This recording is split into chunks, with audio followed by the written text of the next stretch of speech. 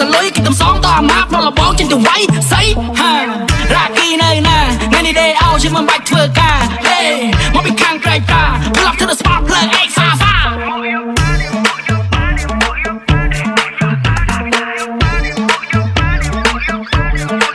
ខំចាំរាប់ខែក៏មិនតែអត់សង្សារចំទៅណាមិនសប្បាយនៅในខ្លះគិតទៅពីខ្មែរខ្ញុំសវឹងទៅតែព្រឹកទិញវិជាយកមកផឹកនៅកន្លែងលេងបាទៅមកតមិនតែមួយក៏បំព្រួយដែរមានតែលុយពេញកប៉ៅខ្ញុំជាថៃកែអត់តែតចង់ខែនៅតែចាយបាញ់ទឹកអប់ឲ្យក៏អូ baby បាញ់ស្នាលុយមកលំមឲ្យម៉ូតូទៅមួយគ្រឿងមានមួយជើងទៅនឹងទិញពាក់កៅអៅថ្មីមួយខែមានម្ដងគិតតែលុយគេទំសងតអាម៉ាប្រឡបងចេញទៅវាយស្អីហារ៉ាគីនៅណាថ្ងៃនេះដេអោជាមិនបាច់ធ្វើការហេ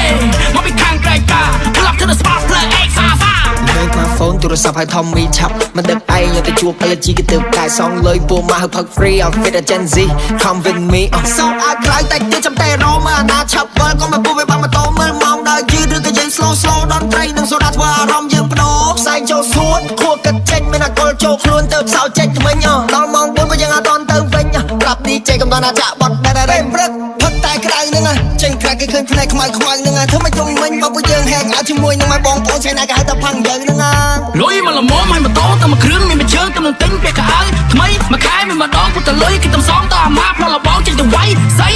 ជុំអើយណាឯងចេញពីផ្លេកពីអាម៉នតែហុយញ៉ាំផុយបាត់ហ្នឹងឥឡូវយកទូរស័ព្ទមកខយអត់លុយនេះ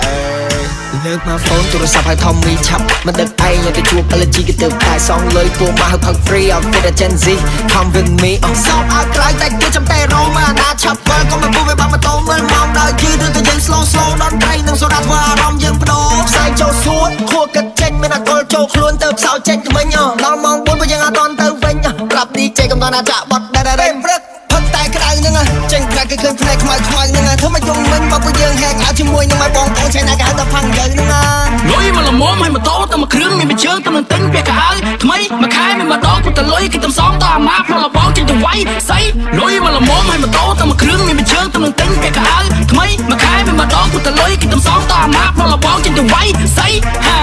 រ៉ាគីនៅណាថ្ងៃនេះដេអោជាមិនបាច់ធ្វើការហេមកពីខាងក្រៃតាផ្លាប់ទៅ